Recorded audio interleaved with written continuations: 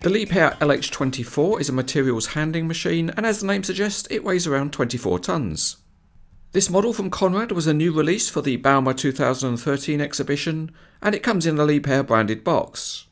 As usual, there's no information about the real machine or about the model, and inside the soft foam rubber wrapping is the model and a bag of small parts, which this time seems to want to hide underneath the model.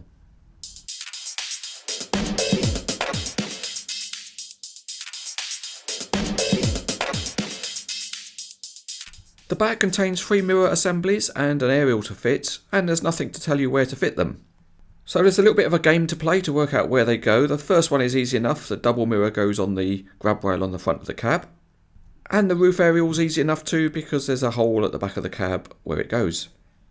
Getting in the slightly more tricky category are the other 2 mirrors. And even the photos of the real machine on the box don't give a clue.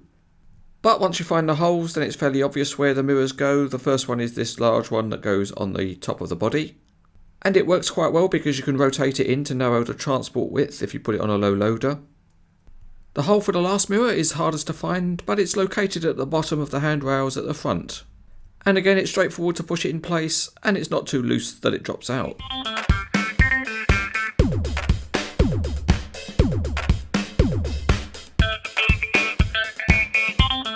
Underneath the chassis, the 4-wheel drive transmission is modelled. It's all in plastic, but it looks pretty good. The tyres have a deep tread pattern and the wheels are detailed.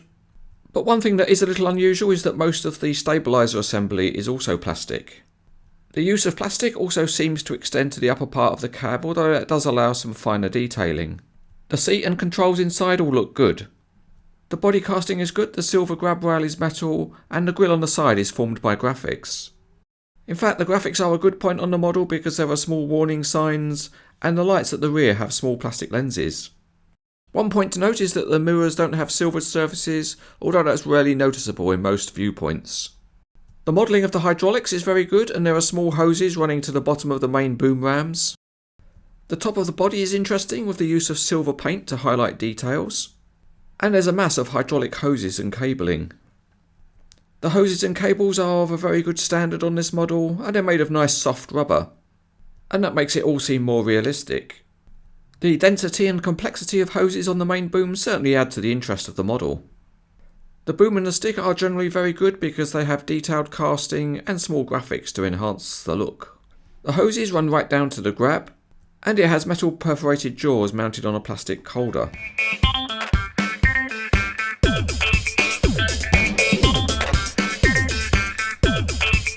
Testing out the machine's travelling capabilities first, and it rolls along quite well in a straight line.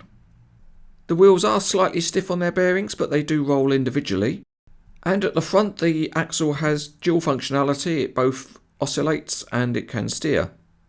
So if we set the steering to quite a sharp angle, then it will roll along, although it's a little bit reluctant. But it's much more willing at a slightly shallower angle. The 4 stabilisers all have rotating pads at the end, and they can be lowered with a good range of movement. The rams that hold them are also quite stiff, so the model has no problem being posed wheels free. Rotation of the body is easy and smooth with no rocking at all.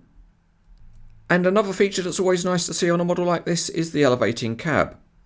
And again, it's all stiff enough that you could pose it in any position. Let's move to the heavy end of things, and the boom and the stick have got a good range of movement.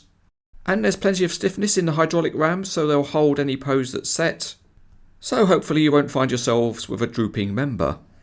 Anyway, getting back to the model, you can fold the boom and stick right up close. And we'll see soon how it might fold for transport. Let's grab a look at the grab to see how it grabs us. And it's nice the way the 2 jaws interlock and open and close together. And of course it also rotates fully. Let's try a quick unloading test here with some massive matchstick timbers. And here the elevated cab definitely helps the skilled CranesEtcTV operator to carry out his task. If you like loading dump trucks with matchsticks, this could really be for you. One thing that can be a challenge for material handling type models is whether they can be prepared for transport. And on this one the boom and stick can fold low enough, but the grab is not removable. So you have to employ a slight trick, which is to open the grab up so you can lower the boom fully. So with the machine all folded up and ready, we can bring in the low loader, and then use the incredible strength of the CranesEtcTV team to get the LH24 on board. Overall, this is a very good material handling model from Conrad, and an effort's been made to enhance much of the detailing. The plastic content is a little higher than usual, but the model works well with good functionality, and it's highly recommended.